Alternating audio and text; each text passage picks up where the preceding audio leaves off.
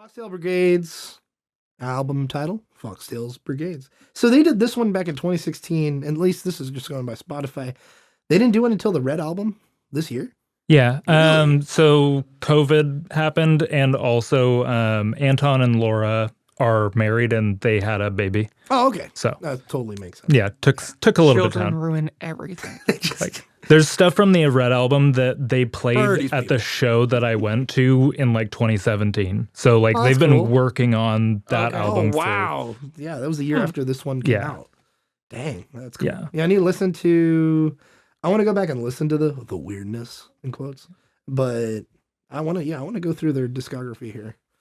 It's pretty interesting. And then the Red album came out this year. It's funny. So Portugal the Man and Foxtail Brigades both came out with an album this year. It's very interesting. Unlike me and David's picks, which So you mean came we out a long picked time good ago. bands that are still producing music? Well, I think it goes to show Weird. that they're still making stuff for their audience, for themselves or whoever, and people still are listening to it. So it'd be cool to go see these guys live. Foxtail Brigade specifically. that holy would be crap. cool. That would be Excellent. cool. They're very good. It's also funny because like Laura Weinbach is really small. She's like 5'2", Oh, you something can like that. tell in the music video. Yeah. She's I like thought you were gonna say it. You can tell by listening to her. it's like 5'2". Well, yeah, but you know what I mean? Like, if you actually watch the music video, you can easily go, oh, the countertop's like as big as her. So I've seen her do this on live videos on YouTube for other places, and she did it at the show that I went to, where she's like 5'2", and whenever she's transitioning to a different song, she hits a pedal on her hooked up to her mic, and then she sounds real deep, talking about what she, hey, we're Foxtail Brigade. Oh, that's awesome. That is awesome. It's hilarious. I know this is kind of weird, but what's been your guys' favorite live performance you've seen from a band throughout the years? You guys are older than me. You guys have experienced more of life. I need some. I haven't been to a concert in over 10 years. That's a fact. true. That is a fact. But I would probably say Judgment Day. Oh, wow. Because those were just really small shows, which I do prefer small shows. It just feels better. You're up close, which I can't afford up close in big shows. Let's just be honest. I'm a broke bitch. Like, come on. But they really are just great, entertaining. In between, like they kind of like how they talked on the mic and everything. It was just an enjoyable all around show. When did you go see them? Oh God, I want to say we've seen them. I know for sure twice, but I feel like potentially 3 times. Because I know one was at Monstro's Pizzeria, Yeah. and then one was in downtown Chico. It was at the Blue Room. That was the end of the world one. Yes, Yeah, that one so was that great. was that was like mid 2012. It was exactly on the day where the Mayan calendar. No, it wasn't that. It was in 2012, but it wasn't that. It wasn't So that. what it was it was some like evangelical dude announced on the radio that he had cracked the code to the Book of Revelation. That's right. And the rapture was going to happen on such and such date. And so they had the concert on the day the world was supposed to end. And what I thought was really funny is, so the headlining act was Judgment Day, and the opening band was called La Fin du Monde, which is French for the end of the world. Yeah. Yeah. And during that concert at midnight, I remember they stopped and they kind of just like looked around. It's like, well, I guess we're all sinners because we're still here. Wasn't it like right in the middle of a song, just dead stop? Yeah, straight up. Yeah. Oh, that's funny. Like they knew what they were doing. Yeah, they knew what they were doing. It was great because it's just middle of song, just silence.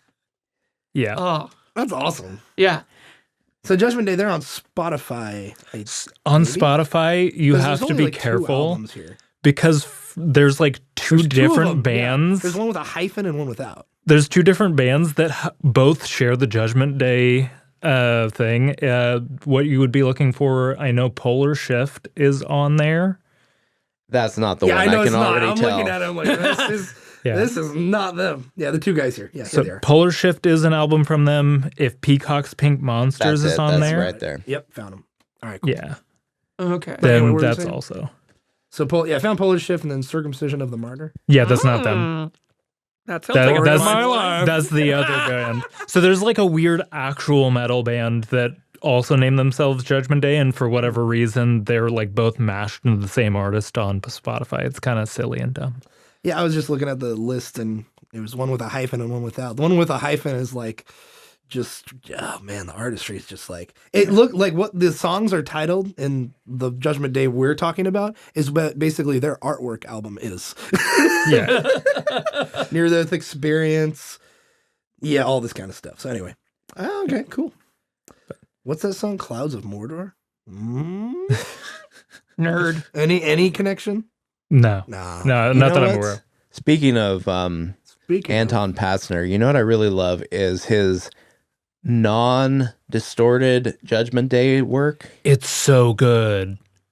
Like where it's just like they actually record the violin and the cello normally. Ooh. Oh, really? Yeah, they do Oh, acoustic really? stuff that's lovely. Huh. There's Huh. I think I bought one of their CDs like at their show. It's called Opus 3 Acoustic. That's a great album. And then on YouTube there's a video you can find. It's called Forest Battle, and it's like the video of them like playing it while they're recording it. That's super good. That one's off the Polar Shift album, and that album is actually a lot more like that. It's more acoustic, less metal. It's very good. Okay. So Ian, would you say Judgment Day was like your favorite live performance you've seen, or has there been others? 'Cause I know you've been to see Of Monsters and Men. We saw Of Monsters and Men because that's my wife's favorite band. We saw them for, what's the name of their third album? The one that's less folky. Shoot. It's been a while. Yeah, I don't remember. It's the pink one. Yeah, the pink one. We went to see them play that, and they are very good live. That's what Amelia was saying. They are phenomenal.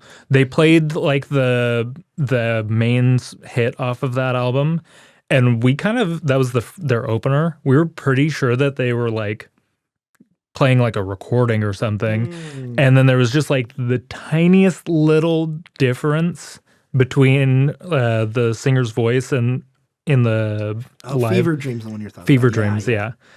It's just like the tiniest little thing that like made us know like, oh, this isn't a recording. They're actually playing this. Like it's spot on. Damn. Everything was fantastic. Like their energy is great. It was a bigger show, Yeah. which it's definitely one of my favorite that I've been to, but I think the End of the World one was my actual favorite. So cool. I was there, that's why. Hmm? I said I was there, that's why. Yeah. Where were they? We went all the way up to Oregon. Nice. So, That's what's up. yeah. There's You're a that hipster. whole landscape is perfect for this kind of music, especially Foxtail Brigades as well. Which, Yeah. who are we just looking? Portugal the Man's also based in Oregon. So there Yep. you go. Which is funny Man, because talk about hipsters. they're truly like in hipster land because they're from Alaska and they migrated to Oregon. dang. They Okay. sought out the They hipster sought out the capital of the hipsters. world. Yeah, you're not wrong. Yeah. Yeah.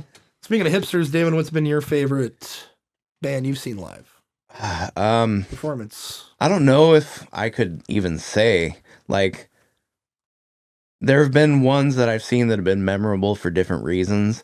But I will say that the End of the World Judgment Day concert, that one was definitely one of the standouts for me, just because both bands were excellent, and I do like smaller shows, and the whole, playing on the supposed end of the world vibe with the stopping at midnight to be like, oh, I guess we're all sinners. Like it was all great.